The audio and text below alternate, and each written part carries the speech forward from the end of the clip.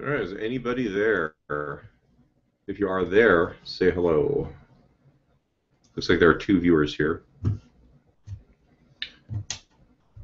Or if you can hear me. Looks like I've got audio going out, but you never know. Oops. A little bit of spam here on the old Facebook.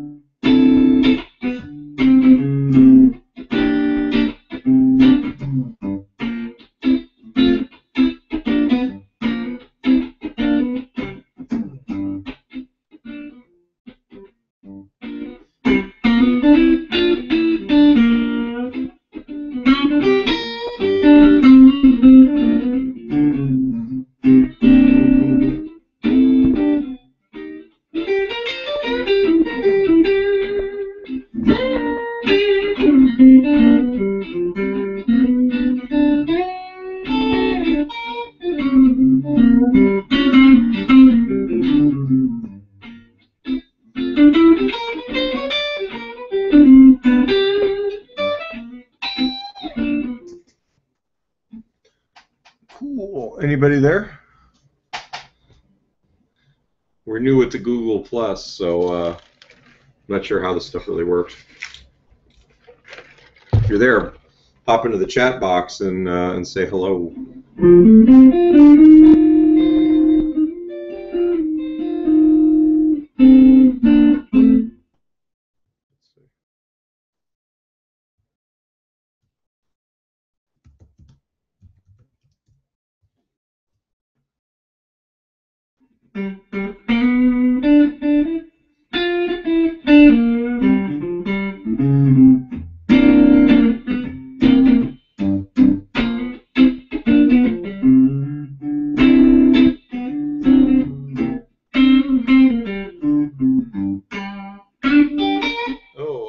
Bruce, I see you on the page here.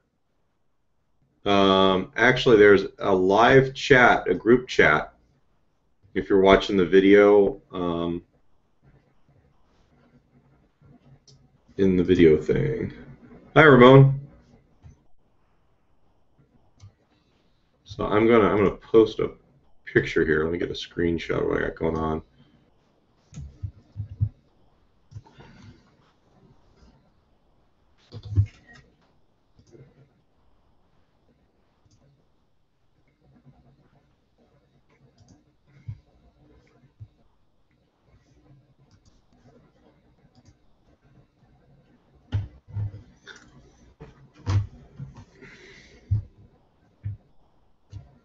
This is exciting. How's the audio?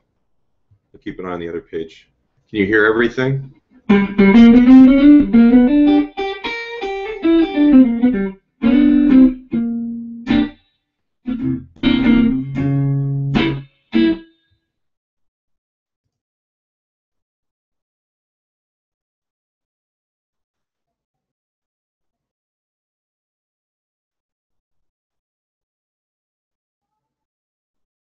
Okay, you guys see the picture I posted? Off to the right, there's a chat box. I had to open it by clicking on the viewer, and there's all these things along the left-hand side.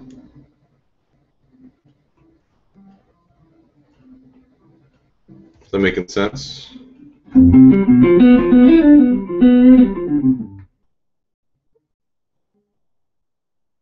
Video is a bit jumpy. Okay. At least the audio is good. That's the important part. You guys have any questions or?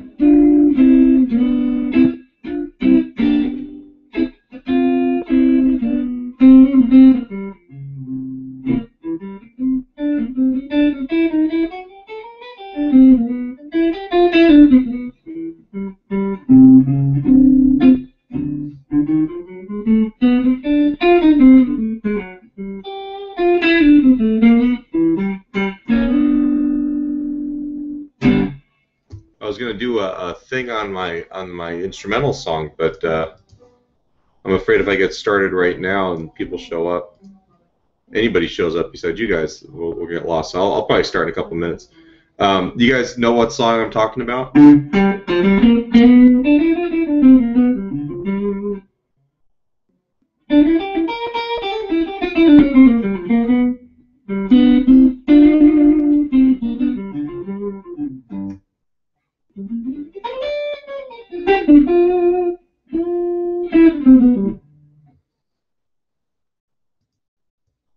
That's funky.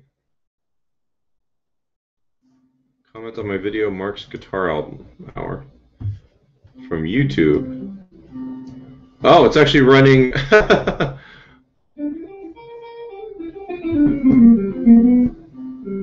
Oh, trip out. This is way too weird because there's video going on YouTube live as well.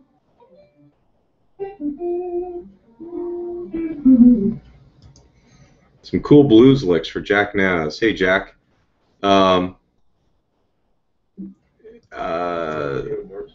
The question is, from YouTube, can you get to... Oh, it's actually running...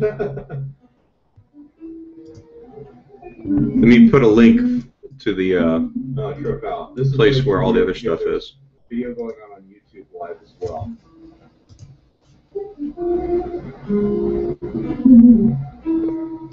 Some cool blues licks for Jack Manns. Hey, Jack. Can I edit this? The question is, can you get to... Hang on a second. I'm sorry I'm so disorganized. This is a totally new format today, so it's kind of an experiment. Kill the audio there. For the PDF and whatnot. See if it also let me do this. Hey, and let me post a link. Kick ass. Okay. So Jack and anyone else who is watching this, the link I posted on YouTube, which also should show up in the Google. There's way too many things going on here. It's really too wacky. And then it's showing up in my email, and I'm kind of I'm a little messed up here.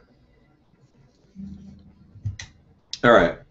Well, let's talk about the tune, because the tune's got some blues licks in it. I almost feel like I got to open the...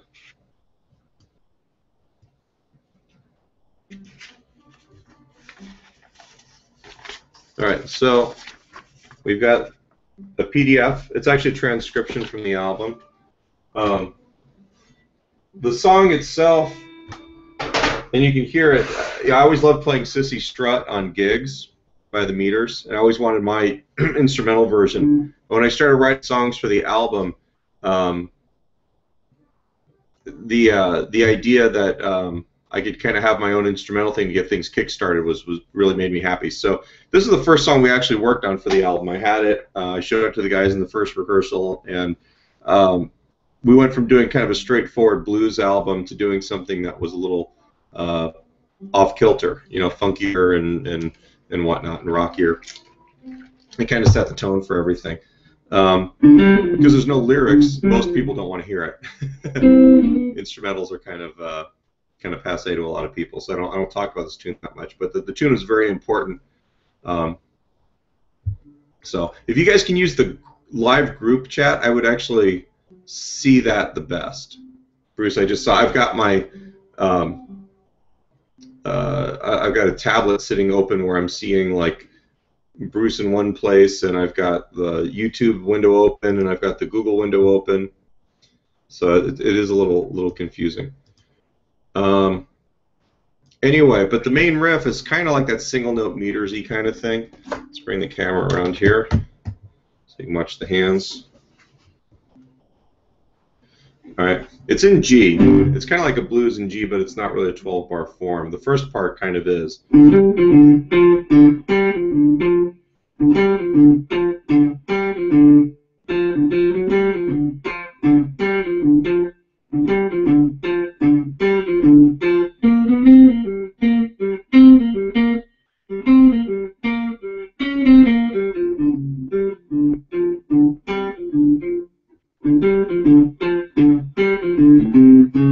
So that was basically, it's the riff in G for the 1 chord, the riff in C for the 4 chord, back to G.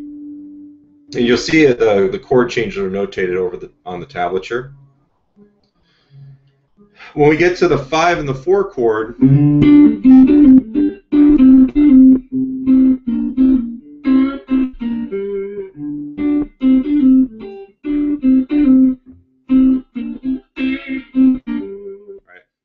basically I'm taking, like, here's the D chord, just like a D major bar chord here. And I'm taking these 2 notes out of it, which is the 3rd and the root.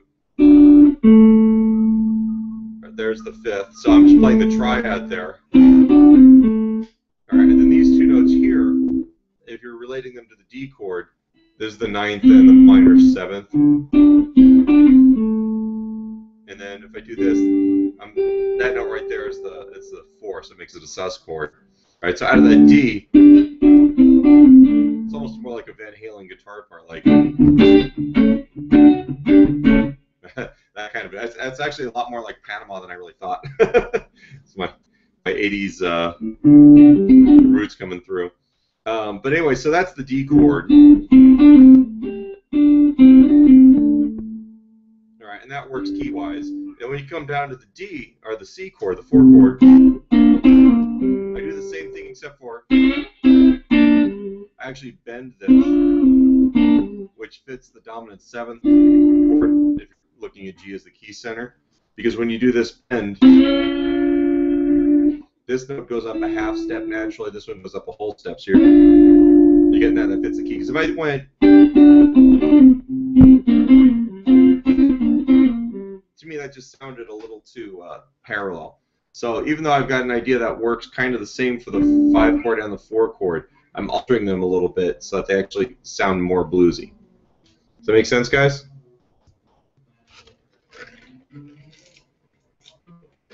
I'm trying to keep track of all the various places everyone's saying things.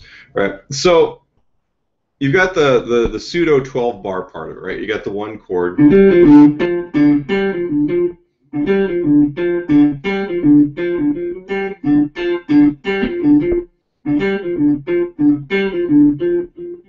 then the 4 chord. So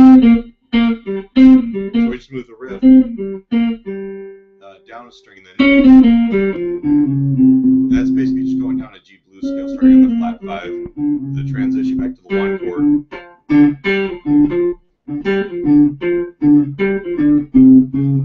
Here's the 5 chord. Here's the 4 chord.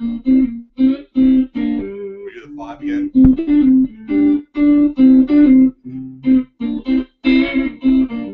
And back to the 1 chord.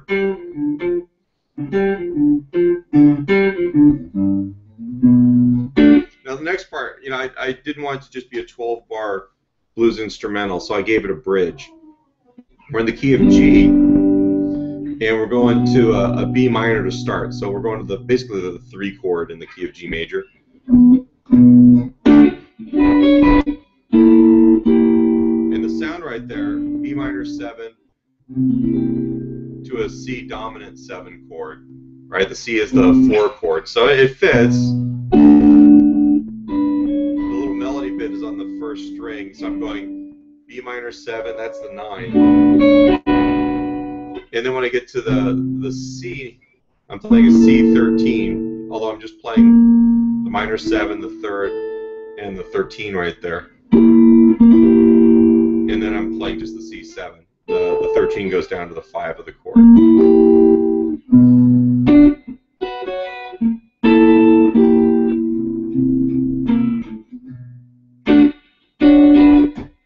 just go to the C7 the 2nd time. And then the 5 chord, those hits are on the D7 sharp 9. And that's the end of the form, right? And then it kind of writes out what would be the 1 chord, but really it's just the drum groove at that point. So if I was to, let's do this. I'll play along with it. You can watch my hands. Is the video still good?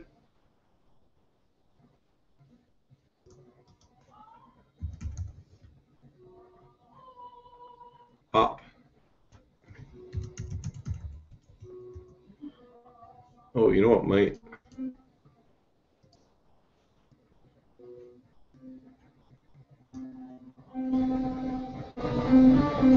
Oh crap, it's downloading something. Alright. iTunes not my friend. I'm going to want to hear Adele.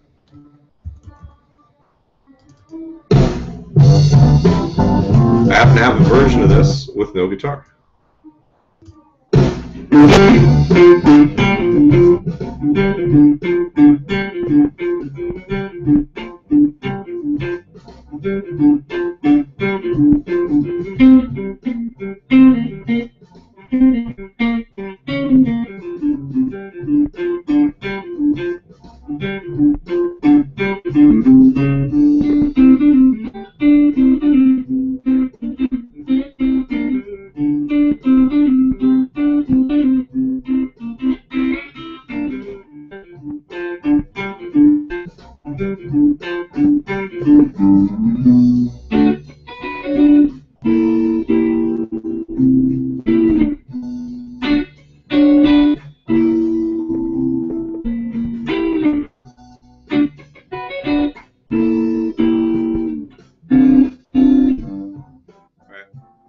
So that's the head of the song. That's basically the melody, the main part of the tune. That's all there in the transcription. We're into the solo here. I just got a message from YouTube.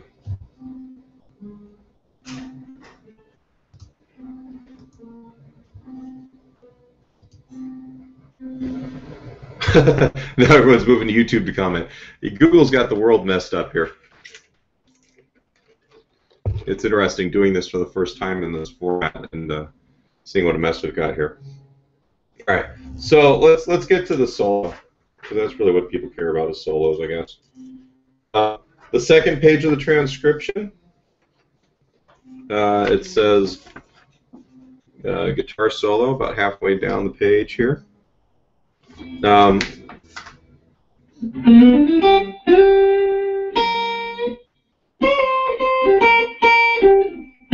Right. The first lick might as well be like every Eric Clapton lick known to man. I love this where you're sliding into the third of the G chord. That's the 5, that's the 6. There's the root, and then you play the root on the second string up here on the 8th fret.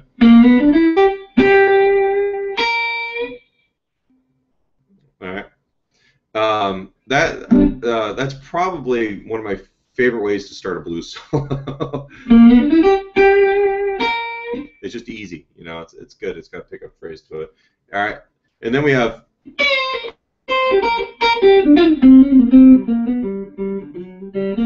Now. All right, that's just in the whole Albert King blues box here. There's your root, 1 3rd, 4th. I'm actually pre-bending it. All right, you guys all have the transcription, right? You're able to follow along. All in that position, and then you got to come down here. Now, in doing the transcriptions for the album, for the book that I wrote with all this stuff, I discovered I play that little bit probably in every solo somewhere.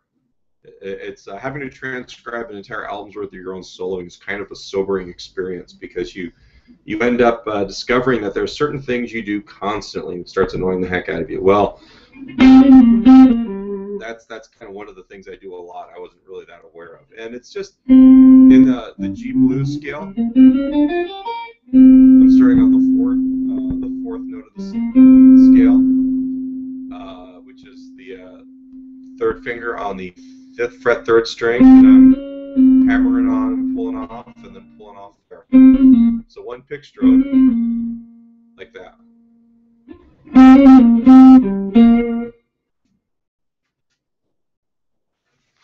Actually, I had to go through the transcription of this just to make sure I knew what was going on here.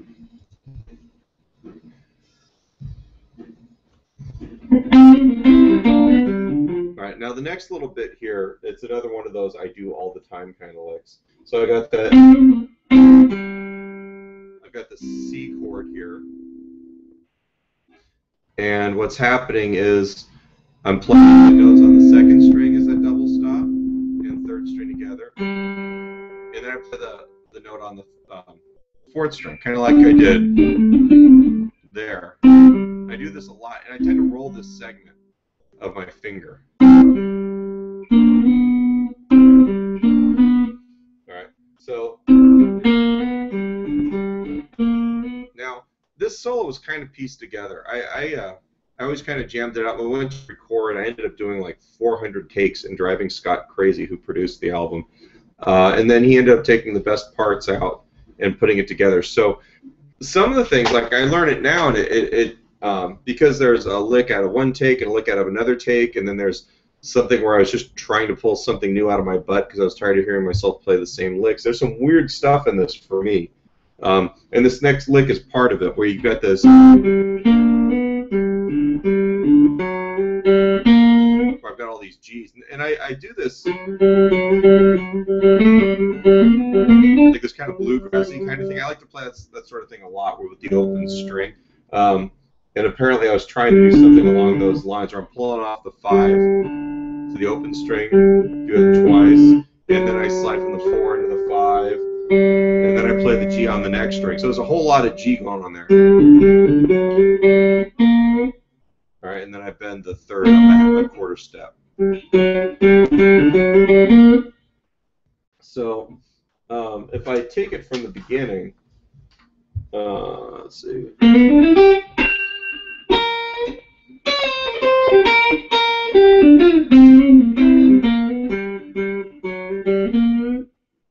All right, it all tends to make sense in context like that.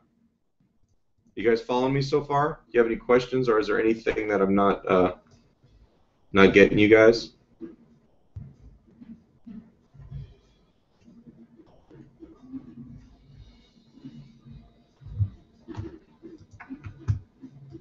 Give me a second here.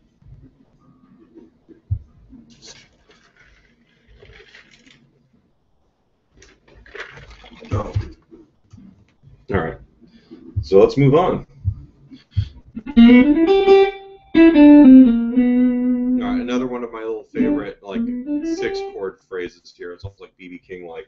The next bit here, slide from the 3 to the 4 on that G chord, is minor 3rd into the major 3rd, just like the intro, and then down. So I'm going back down that little arpeggio, the 6-chord arpeggio. But right there, I've got this device that I like using. And last week, if you guys were on, I talked a lot about how I treat a dominant chord. And there's a lot of little ideas I use around chord tones that aren't necessarily part of a scale.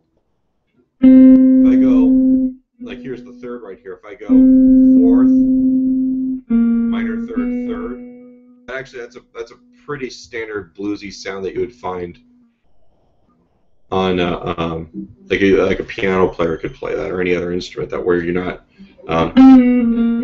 being able to bend things or slide or hammer on or whatever. All right, so you got that. So all of this that we've played so far, this is all over the 1 chord. Oh. And Mark McFeely's on. Hi, Mark McFeely. It's Mark McFeely's guitar I'm playing. All right. So that's all over the 1 chord. Now we're into the 5th measure. We're on the 4 chord. Now we're back to that double stop idea that I was playing earlier. That's even in the head. Let's see.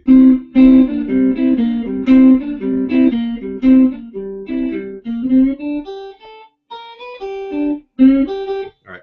So I like repeating licks that create tension, especially if they start making the listener antsy.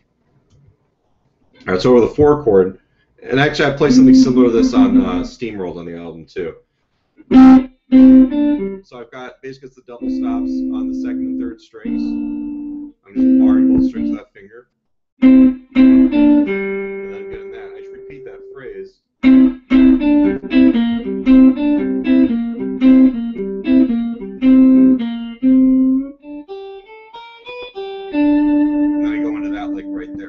Now, one of the things that makes that interesting feeling is the fact that it's a 3-note pattern, but those are 16th notes once we get past that first 8th note. It's like 1, 2, E, and a 3, and a 4, E, and a 1, E, and a... Right? So you've got that, it basically rolls over the beat. And it's one of those things, where is it going to stop? Is it ever going to stop? You're creating a little bit of tension there, right? So you got that 3/2 kind of thing going on there. And then after that,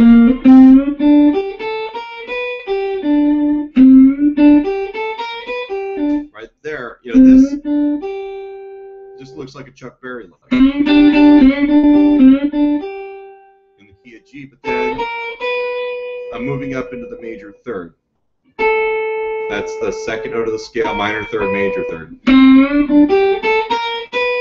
And then root and 5. That's that measure there.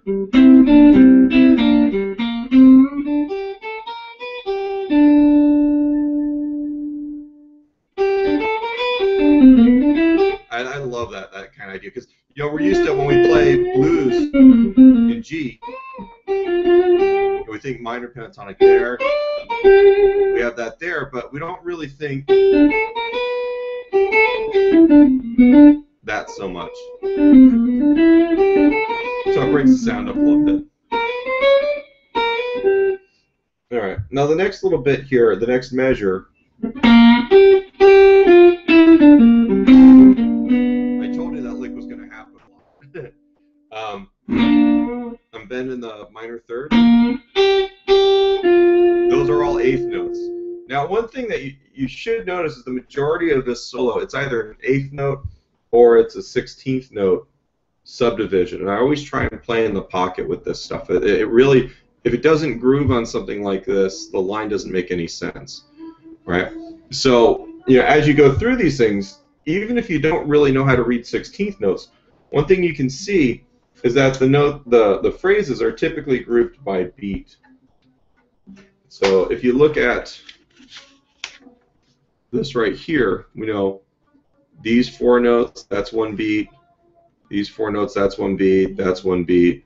Each of these things that are beamed together, and there's 4 of them, right? So you can actually start pulling things apart and try and make sure you can do them in time with the metronome. If it doesn't groove, if it's not in the pocket, it doesn't make any sense, especially for this style of funkier rock. If you don't play pocketed like that, it's just not very good. It kind of sucks. Or more than kind of sucks, it just does suck. So you got that 8th notes and then 16th notes.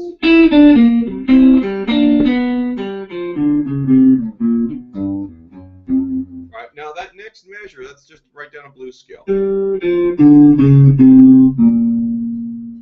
But that's the minor third, and then I play the minor third again here, up into the major third, root.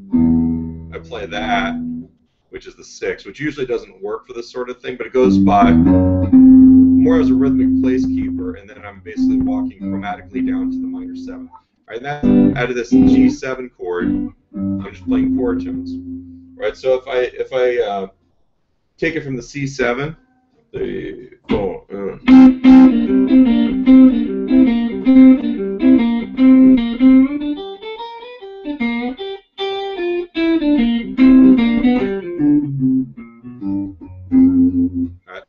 phrase swings, that's really what I want to hear. I want the line to be in time, and I want the line to go someplace and be interesting. It makes sense over the chords I'm playing over. All right. The first 2 bars, that was the 4 chord, and then we went back into the 1 chord, and you kind of see where we went from outlining the 4 chord. I kind of anticipate the 1 chord here, by playing this lick.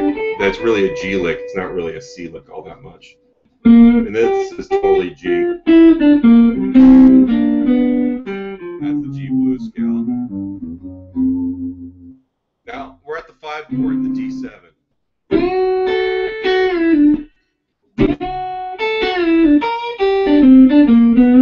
Right, now that lick right there, very, very country sounding. What I'm doing is I'm playing over that D chord. I'm playing up to the F sharp. Now this note here, if you think about it like your G blues scale, we don't have this note, but that's the 3rd of the D chord. So, in country music, we tend to do a lot of oblique bends, where you bend a note up into a chord tone, like we're playing these 2 notes out of a D major chord. So I'm bending from E to F sharp, which is the 3rd of the D, and then I'm playing the 5th of the D with my pinky. All right, that's kind of striking sounding, just because we're playing a note that we haven't really played much of, because it doesn't really belong over G7 or over a C7. But it's a money note for the D. It's just to play that sort of thing all the time in blues, it's really hokey sounding. Over this, it seemed to work. I think this was another one of those Hail Mary ideas, like, damn, I'm tired of hearing myself play blues scale. So you've got that bit, and then the next part, that's kind of another G7 lick right there. I don't know, it just kind of worked out that way, I guess. And then back to the C. You're starting to see how I'm recycling licks here like crazy. Blues scale. All right, now back to the D7 chord, another one of the weird country ideas.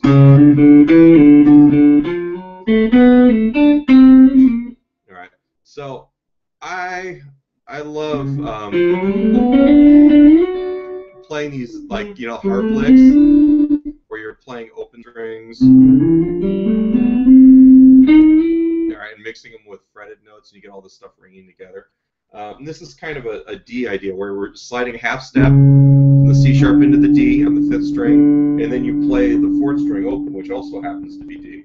And then hammer on and pull off on the 2nd fret. So this is all very D major sounding. And then D on the here, and then D on the open string again.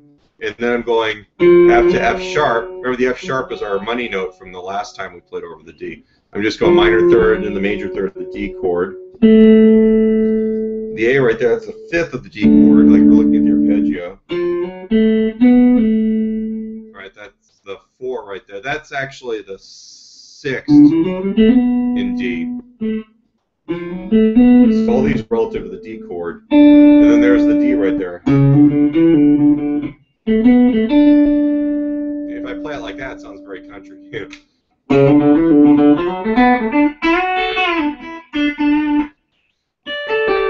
All that stuff. But in this context, because I only play it for that one chord, it's kind of get that vibe, and it's kind of sliding around and stuff, but it works. And then return of this lick I play too much, which was from before. All right, so if I take it from the first D chord.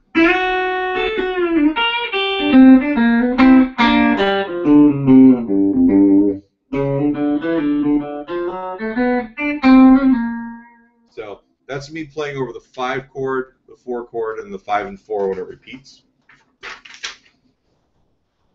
The next 4 chord. That's another blues scale. It just kind of doesn't go straight down the scale.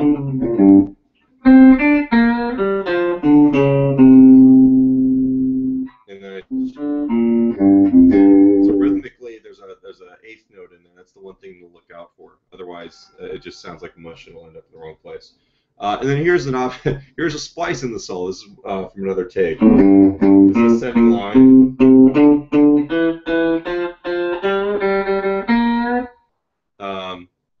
Basically, I'm just walking up the blues scale. I'm at minor pentatonic, and then I've got this note added in. It's almost like a Dorian scale without the X is the Dorian scale. Here we get into the bridge part, where we've got the B and the C7. Now, we can play over the first part of the song, the head of this, and use all of your standard blues licks, and you can get away with it. But as soon as it gets to here, it's a little problematic, because you've got these chord sounds that are very specific. All right, and it's really easy to turn it into a noodle effect, like, hey, I'm playing over the B. You know, and then there's the C7, and you know, it can turn real jazzy and not real interesting. And I think I did struggle with this a little bit. So there's three times through that phrase. The first one, let's see, basically just a B minor pentatonic lick, and then over the C. Yeah, I start here, and this is actually from the C7. That's the 5th note of the scale. The G, which is out of this pentatonic scale, so it's interesting already. And I'm just playing down just a C7 arpeggio, and then I'm going down correct from the 5, the 4.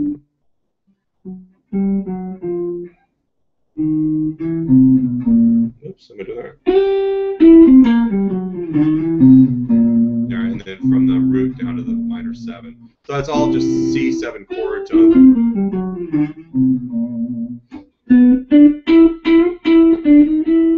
Now that lick right there, this is still the B minor. All right, and this note is in the B minor, but it's also the 3rd of the C. So there's a common note between those two chords, or the scale sounds. That worked, and I've got this double stop. All right, and when I do these double stops, they're almost always based around the Mixolydian mode or Mixolydian scale, because then basically you can just play all the way through the scale and play anywhere. You can play melodies with it, and it fits your 7th chord. So over the C7 chord, for whatever reason, I started. This is the 9th and the 7th here, chord tone wise. And so 11th fret and 10th fret, and then I've got 10th fret and 8th fret there. All right, and then those are both on the 10th fret on the 2nd and 3rd string. All right, and then I'm approaching the 3rd and the 5th and a half step below. I love taking a chord like this and just taking the bits of the chord and moving them up and down a half step.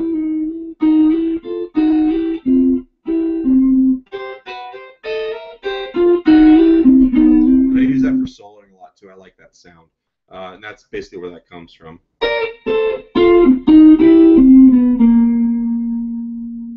Yeah. The next bit,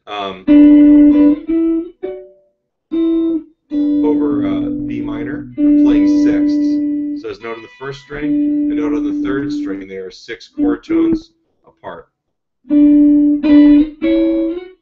That totally follows the B minor sound. And I take this and I slide it down 2 frets, and it fits the C. All right, so once again, just taking an idea, then morphing it into the next chord. And then the last lick here.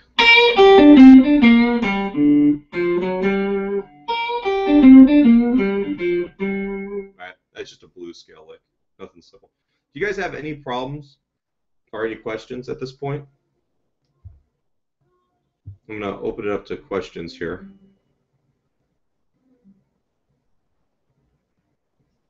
So I've played through basically everything in the tune we've kind of gone over.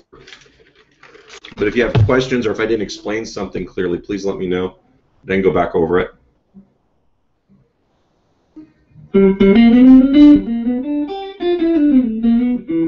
Now you can probably tell, I like playing that blues scale. But to me, when I'm playing over a tune, if I'm soloing, I like chromatic ideas. I like using chord tones. I like having an awareness of what I'm playing over.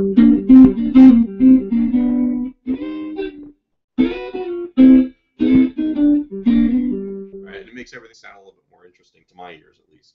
Hopefully the listener feels the same way too.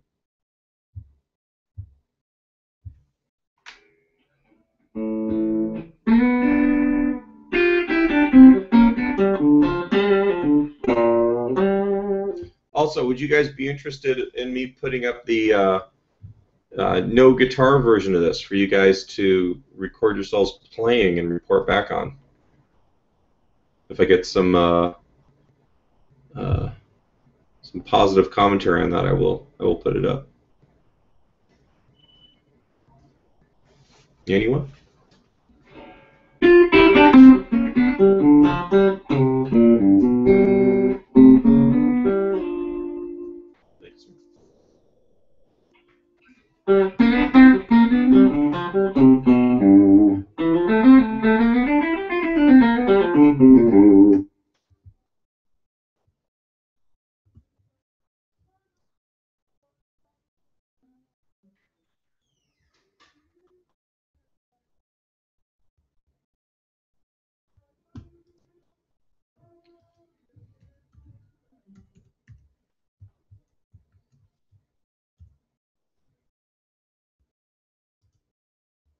You still here, Mark?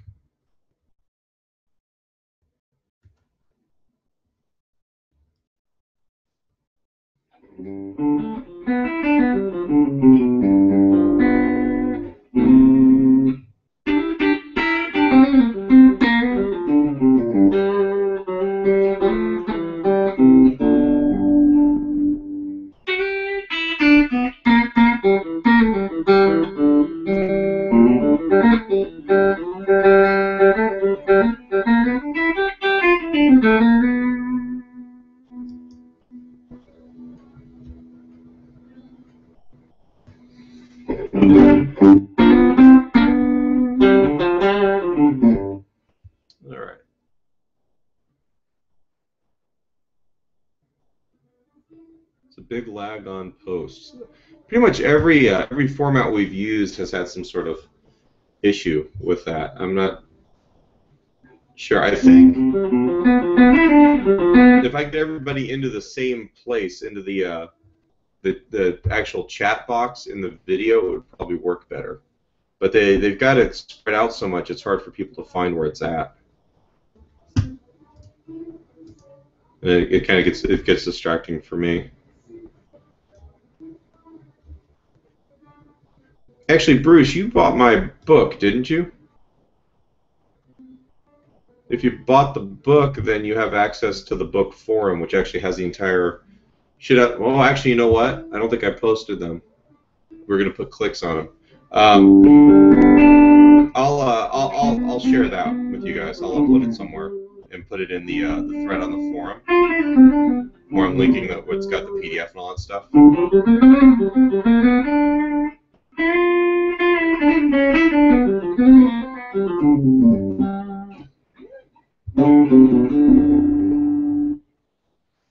So, playing my McFeely 454. Very happy with this guitar.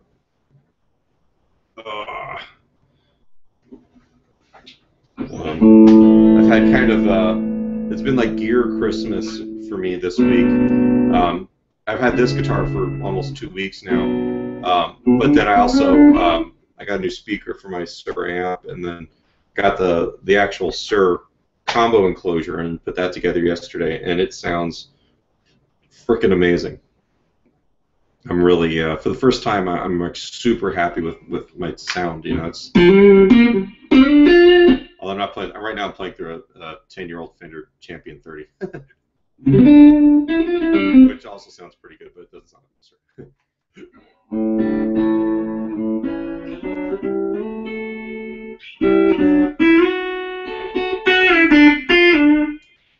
Okay, hang on a second. I'm thinking I'm getting some kind of. No.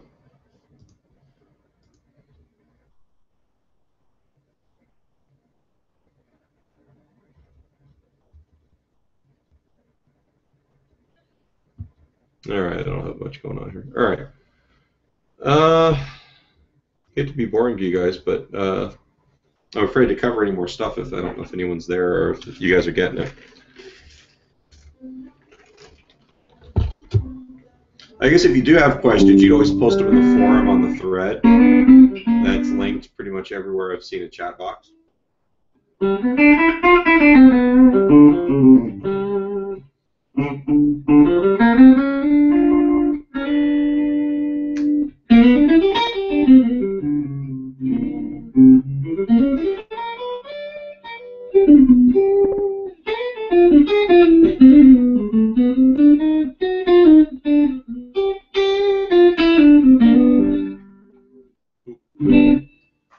All right, I guess I'm gonna split. It looks like we've covered everything. Like I said, you can always get a hold of me online or on the forum.